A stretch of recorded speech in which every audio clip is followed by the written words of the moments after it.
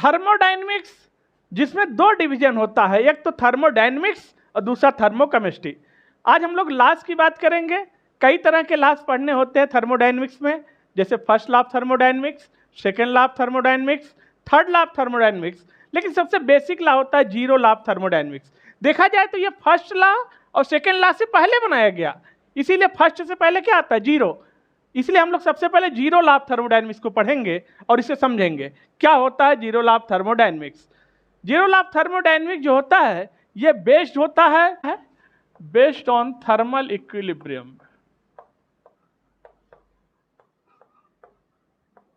Thermal equilibrium के concept पर बना होता है ये। सपोज करिए, कहते हैं मान लीजिए तीन तरह की कोई बॉडी है, ये बॉडी है, ध्यान दीजिएगा, ए है, बी बॉडी है और ये सी बॉडी है। अगर ए और बी थर्मल इक्विलिब्रियम में हैं, ठीक, यानी if body A and B in thermal equilibrium, तो इसका मतलब क्या है? इसका मतलब है temperature of A is equal to temperature of B. क्योंकि बॉडी थर्मल है, ए और बी थर्मल इक्विलिब्रियम में हैं, तो जो टेम्परेचर ए का होगा वही टेम्परेचर बी का होगा, यानी ए और बी के बीच में कोई भी हीट का फ्लो नहीं होगा, क्योंकि दोनों का टेम्परेचर क्या है, सेम है। और अगर हम बात करें B and C are in equilibrium, और अगर हम बात करें B and C are in equilibrium, तो इसका क्या मतलब है? If body B and C are in equilibrium, तो इसका मतलब ये है temperature of B is equal to temperature of C, यानी बी और सी के बीच में अब कोई भी हीट का ट्रांसफर नहीं होगा, नेट फ्लो हीट का क्या होगा, जीरो होगा, क्योंकि दोनों का टेम्परेचर क्या है, सेम है। तो ये बात हम कह सकते हैं। इस बात को ध्यान में रखते हुए हम ये बात अब आसानी से बोल सकते हैं, अगर ए और बी थर्मल इक्विलिब्रियम में हैं, बी और सी थर्मल इक्विलिब्रियम में हैं, तो इसका मतलब है ए और सी भी थर्मल इक्विलिब्रियम में होगा, ठीक है। तो then body A and C must in thermal equilibrium, thermal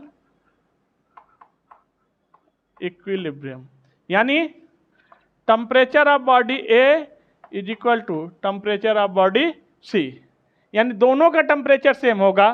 thermal equilibrium का मतलब ये है, अब इनके और इनके बीच में कोई भी हीट का फ्लो नहीं होगा। इसी को बोलते हैं जीरो लॉ ऑफ थर्मोडायनेमिक्स। बात को समझिएगा ध्यान से। अब बात करते हैं फर्स्ट लॉ ऑफ थर्मोडायनेमिक्स की। फर्स्ट लॉ ऑफ थर्मोडायनेमिक्स किस पर बेस्ड होता है? Law of conservation of energy, based on energy conservation principle. और बहुत बेसिक लॉ है, इतना बेसिक है इसे आप बचपन से ही जानते हैं। Energy neither be created nor be destroyed, it can be easily converted into one form to another form. Energy अमर है, अजर है, जैसे बोलते हैं आप लोग आत्मा अमर है, अजर है, तो इसका क्या मतलब है? एनर्जी ही अमर है, अजर है, यानी एनर्जी को न तो आप खत्म कर सकते हैं, न एनर्जी पैदा कर सकते हैं, बस एक फॉर्म से दूसरे फॉर्म में आप ट्रांसफॉर्म कर सकते हैं, इंटरचेंज कर सकते हैं। यही फर्स्ट लॉ ऑफ थर्मोडायनेमिक्स होता है। या तो एक सिंगल स्टेटमेंट में बोल सकते हैं, energy of universe is conserve, पूरे यूनिवर्स की एनर्जी ही कांस्टेंट है, पूरे यूनिवर्स की एनर्जी ही कंजर्व है। एनर्जी को आप कभी भी डिस्ट्रॉय नहीं कर सकते, एनर्जी को कभी भी आप पैदा नहीं कर सकते, बस इतना ही कर सकते हो कि एनर्जी को एक रूप से उठा के दूसरे रूप में बदल सकते हो। इसी को बोलते हैं फर्स्ट लॉ ऑफ थर्मोडायनेमिक्स। यानी अगर हम बात करें delta U is equal to Q plus W, बस यही मैथमेटिकल फॉर्म होता है फर्स्ट लॉ ऑफ थर्मोडायनेमिक्स का।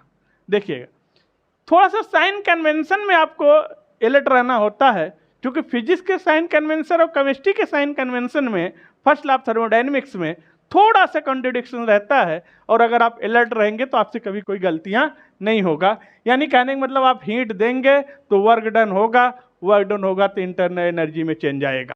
सपोज करिए कि हमारे पास कोई ये सिस्टम है, हमने मान लिया ये कोई सिस्टम है, इसकी कोई एनर्जी है E। सपोज करिए कि हमारे पास कोई सिस्टम है, हमने ऐसे टेम्परेरी कोई एक सिस्टम मान लिया, इस सिस्टम की कोई अपनी एनर्जी की E1 रही होगी, और इस सिस्टम को हमने हीट दिया यानी प्लस Q, और जब इसको हीट देंगे तो स्वाभाविक सी बात है सिस्टम वर्क डन करेगा प्लस W। यानी चेंज इन एनर्जी अगर हम बात करें, चेंज इन एनर्जी वही internal energy is equal to Q plus W। तो ये है फर्स्ट लॉ ऑफ थर्मोडायनेमिक्स, चाहे ऐसे याद कर लो चाहे ऐसे याद कर लो, इसे बोलते हैं फर्स्ट लॉ ऑफ थर्मोडायनेमिक्स। तो फर्स्ट लॉ ऑफ थर्मोडायनेमिक्स अभी आपने देखा, इसके पहले जीरो लॉ ऑफ थर्मोडायनेमिक्स देखा, इसके बाद हम लोग सेकेंड लॉ ऑफ थर्मोडायनेमिक्स देखेंगे जिसमें इंट्रोपी की बातें होंगी, कैसे इंट्रोपी चेंज हो रहा है, कैसे यूनिवर्स में क्या क्या चेंजेज आ रहे हैं। इसके बाद थर्ड लॉ ऑफ थर्मोडायनेमिक्स देखेंगे, 1 बाय 1 करके वीडियोस आते जाएंगे और आप देखते जाएंगे, क्योंकि बहुत ज़्यादा इंपॉर्टेंट है ये फर्स्ट लॉ ऑफ थर्मोडायनेमिक्स। हमेशा याद रखिएगा फर्स्ट लॉ ऑफ थर्मोडायनेमिक्स जो आप डेली रूटीन में बातें करते हैं वही होता है फर्स्ट लॉ ऑफ थर्मोडायनेमिक्स। अब आपको एक मैं सिस्टम से जोड़ता हूँ, सपोज करिए ये एनर्जी इनवर्सली प्रोपोर्शनल होती है स्टेबिलिटी, ऐसा विज्ञान कहता है।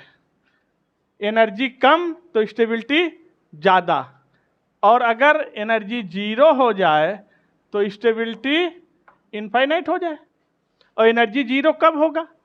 बॉडी की एनर्जी जीरो कब होगी? बॉडी की एनर्जी जीरो तब होगी जब इंसान मरेगा, जब इंसान की डेथ होगी।